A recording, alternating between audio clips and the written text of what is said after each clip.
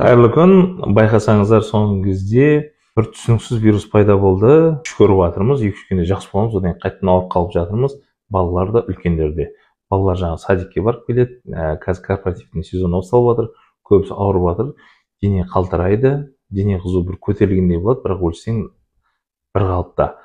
Ал КТ жасасақ, немесе рентген жасасақ, жаңағы матовый стекло дейді. Матовый деген бұлыңғыр әйнек тәрізді өкпедегі өзгерістер. Бұның барлығы вирустық пневмонияға сәйкес келеді. Енді ол вирустың түрін анықтап жүргенімізде бізде 1-2 ай уақыт кетіп қалады.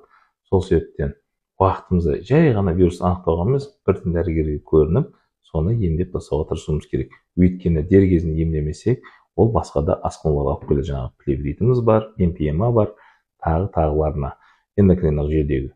Сондай дәрежеге жеткізбес үшін денсаулығыңызда сондай проблемалар пайда болса, өтіңіз, рентген өтіңіз, келіңіздер, көмектесуге тырысамыз.